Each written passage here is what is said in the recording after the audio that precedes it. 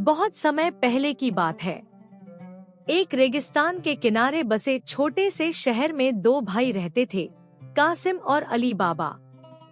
दोनों सगे भाई थे, लेकिन उनके स्वभाव और किस्मत में जमीन आसमान का फर्क था। कासिम एक अमीर व्यापारी था। वह शहर के सबसे अच्छे घर में रहता था। उसके पास सोना, नौकर चाकर और हर प्रकार की सुख सुविधा थी। दूसरी ओर अली बाबा गरीब था। वह जंगल से लकड़ी काट कर लाता और बाजार में बेचकर अपने परिवार का पेट पालता था। उसकी पत्नी भी सरल और मेहनती थी। एक दिन अली बाबा रोज की तरह लकड़ी काटने जंगल गया। वह एक पहाड़ी के पास पहुंचा ही था कि अचानक उसे घोड़ों की टापों और लोगों की आवाजें सुनाई दी। डर के मारे अली बाबा एक पेड़ के पीछे छिप गया। थोड़ी देर में उसने देखा कि 40 घुड़सवार वहां आए। सभी हथियारों से लैस थे। अली बाबा समझ गया कि ये जरूर डाकू होंगे। उनमें से एक सरदार आगे बढ़ा और पहाड़ी की दीवार के सामने खड़ा होकर बोला, खुल जा सिमसिम। यह कहते ही पहाड़ी की चट्टान दो हिस्सों में खुल गई। अली बाबा की आंखें आश्चर्य से फैल गईं। चोर अपने घोड़े अंदर ले गए। कुछ समय बाद वे बोरे भरकर बाहर आए और चट्टान बंद करते हुए बोले, बंद हो जा सिमसिम। चोर वहां से चले गए। अली बाबा काफी देर तक छिपा रहा। जब उसे पूरा यकीन हो गया कि सब जा चुके हैं, तो वह धीरे धीरे पहाड़ी के पास पहुंचा। उसने भी हिम्मत करके कहा, खुल जा सिमसिम। तुरंत चट्टान खुल गई। अंदर का दृश्य देखकर अली बाबा दंग रह गया। चारों ओर सोने के सिक्के, हीरे, जवाहरात और अनगिनत खजाना भरा था।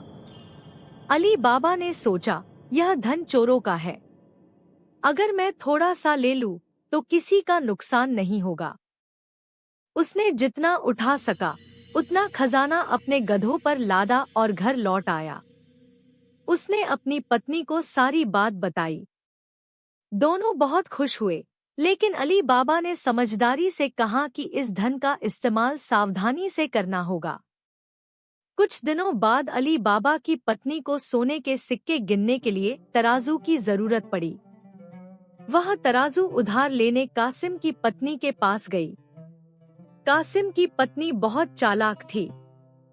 उसने तराजू के पल्ले पर चुपके से मोम लगा दिया। जब अली बाबा की पत्नी तराजू लौटा कर गई, तो मोम में एक सोने का सिक्का चिपका रह गया। यह देखकर कासिम और उसकी पत्नी चौंक गए। कासिम ने अली बाबा से सच्चाई उगलवाने के लिए दबाव डाला। आखिरकार अली बाबा ने खजाने और जादुई शब्दों के बारे में सब बता दिया। लालची कासिम तुरंत खजाने की गुफा पहुंच गया। उसने कहा, खुल जा सिमसिम। दरवाजा खुल गया। कासिम अंदर गया और खजाने को देखकर अपना होश खो बैठा। उसने इतना धन इकट्ठा किया कि बाहर निकलते समय वह जादुई शब्द भूल गया। वह बार बार गलत शब्द बोलता रहा। तभी चोर लौट आए और कासिम को पकड़ लिया। उन्होंने उसे मार दिया और उसकी लाश को वहीं छोड़ दिया। काफी समय तक कासिम घर नहीं लौटा। उसकी पत्नी रोती बिलखती अली बाबा के पास पहुंची। अली बाबा को सब समझ आ गया। वह रात में गुफा गया और भाई के शव को सम्मान के साथ घर ले आया।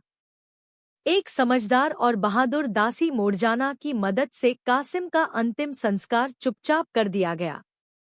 उधर चोरों का सरदार समझ गया कि कोई और भी उनके रहस्य को जानता है। उसने शहर जाकर पता लगवाया। एक दिन चोर तेल के 40 मटकों में छिपकर व्यापारी बनकर अली बाबा के घर पहुंचे। केवल एक मटका तेल से भरा था, बाकी में चोर छिपे थे। मोरजाना को शक हुआ। उसने गर्म तेल उबालकर सभी मटकों में डाल दिया। सारे चोर मारे गए। रात में सरदार खुद छिपकर घर में घुसा, लेकिन मोरजाना ने अपनी चतुराई से नाचते हुए उसे भी मार गिराया। अली बाबा ने मोरजाना की बुद्धिमानी और बहादुरी से प्रभावित होकर उसे अपने बेटे की तरह सम्मान दिया और अपने बेटे से उसकी शादी कर दी। इसके बाद अली बाबा ने खजाने का सही और नेक कामों में उपयोग किया।